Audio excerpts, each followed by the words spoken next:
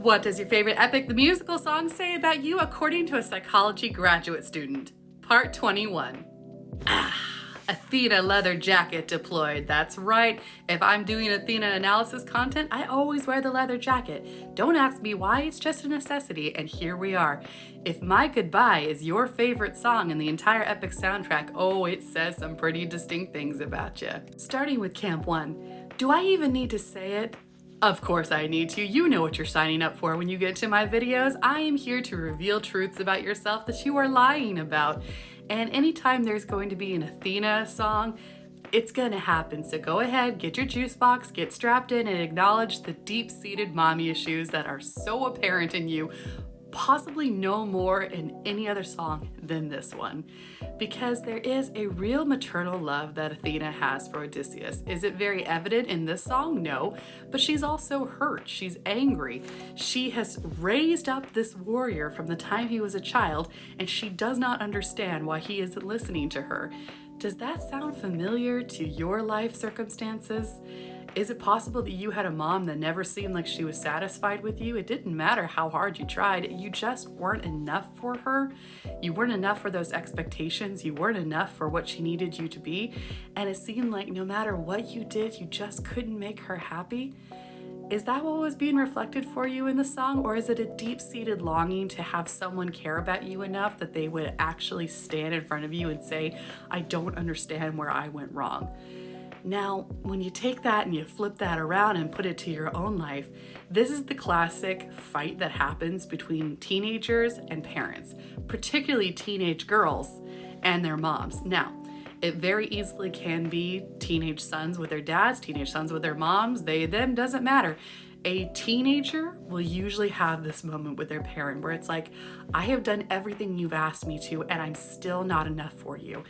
And you probably really felt a connection with the scene in Encanto when she says that to Abuela and says, I will never be good enough for you, will I? That scene hurt your soul, just like this song does, because it made you think of that maternal caregiver. It doesn't necessarily have to be your mom, but it is someone in a position of authority over you that you want so badly to be impressed and to love you and to be enough for, and yet you never are. And how much that hurts your soul. But Camp 1 is usually the nice camp. I don't understand. Fool, don't think that you know my formula. There's always reason to my madness, and I will switch it up. When you think I'm gonna zig, I zag. When you think I'm going to zag, I do zag, just to throw you off. And yes, that is a quote from Gilmore Girls. If you know that, you're my favorite kind of person. Camp number 2. You let me know. Was it your Percy Jackson obsession, Tegan Early's incredible voice, or the fact that the worst thing that you could ever hear was do it because I say so that got you into the song? Which one was it? All three answers are acceptable, I'm just curious, but it does fall into the same bandwagon in this camp. You are a person who hates so desperately to be told, I told you so, or do it because I said so. You were not the kid that accepted this answer. You needed a reason for why you had to do things. And if the reason is because that's how we've always done it, or because I say so, that's not good enough for you. That's the worst thing someone could say to you. And why that ties into Tegan Early, you may just love this song because her voice is fantastic. And you know what? That's a perfectly acceptable answer. I think that you're a little bit deeper than that. And if you've been following Timo, her other channel, you know that a lot of her songs have to deal with rebellion, revolution, standing up to the man, and that's why you love listening to her. It's perfectly acceptable to just acknowledge that she's an incredible vocalist, but to have her songs hit you in a deeper way ties into this camp. And where it ties into the Percy Jackson camp is that you are the kid who so needs to stand out, make sure that what is right to you is right to everybody. You are not the person who will passively sit by and allow injustice to happen. You are going to be right there in the front line saying this is not okay, especially with current political climate. You are the person who is blasting your social media, who is so engaged in whomever you're speaking to because you care about what is right. And if somebody doesn't agree with you on that, you're not just going to blow up on them. You're not like that. You want to talk to them. You want to debate. You want to have those discussions. And yet you find that people don't really want to have those discussions with you. Why do you think that is? Could it be your Aries, Sagittarius, and or Taurus energy? Just gonna throw those out there. It doesn't mean that you're going to fit into those camps, but you kind of have that vibe if it's anywhere in your big three. And the fact that I said that and you went, no, I'm not that. I'm an Aquarius, I'm a Gemini, proves my point. You cannot stand having false information, and you have to be the person that goes into the comment section and says, sorry, don't want to be this person, but you also really identify with Hamilton when he says, all you had to do is say this, okay, one more thing. You are the one more thing, friend. You cannot stand to be in an argument and not have your point heard. Most likely because you grew up in an environment where your opinions were not valued. Whether you are a minority, whether you are someone who is not often looked upon as if you know what you're talking about, which is ridiculous because you do, you are a person who has never been fully appreciated for the knowledge that you have, and you hate being dismissed.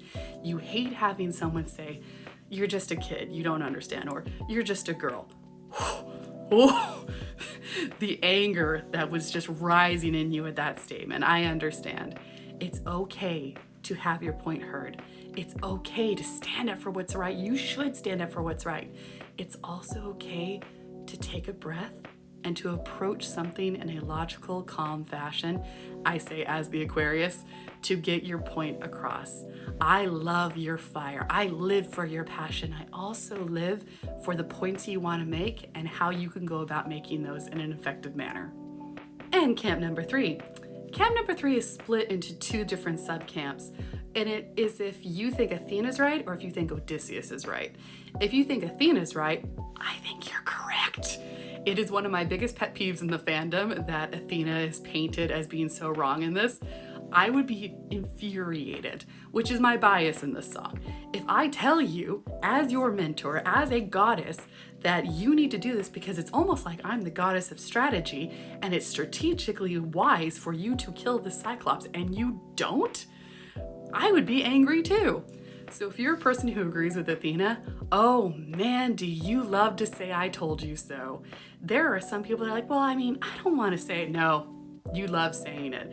And the deep anger you have of people not listening to you when you're usually right has been there from such a young age.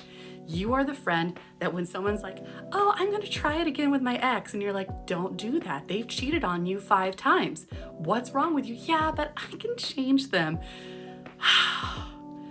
When that inevitably falls apart and they come back and say, I don't know what went wrong. It's like, really? You don't know? You have such observational skills about you. You observe the world around you and you find it continually disappointing. The sincere level of disappointment you have with the people around you, the world in general, is astronomical. And it's because you want so badly for the world to be better. That disappointment does not come from not caring. Despite how you may appear to other people of just being apathetic, you care deeply. You care so deeply. You want people to be good, but they tend to disappoint you. And if you're on the Odysseus side, you know exactly how it feels to be so exhausted in a conversation with a toxic relationship. You know how it feels to have someone standing there berating you and you just can't do it anymore. You don't have any fight left in you. You're just done. You're done with this toxic person. You're done being spoken down to. And you felt that so deeply in this song. Whomever it was in your life that did that, whether that's a partner, parent, sibling, doesn't matter. Somebody in your life who berates you and degrades you and just makes you feel small. You can't do it anymore and you will stand up for yourself. And you felt a lot of that rage being expressed in this song. You understood Odysseus, you agree with him, and you're not wrong. There is no wrong person in this song. And I can already feel the Athena people going, that is not factual. And that's proving my point. I'll see you in the next part. Stay classy, my darlings.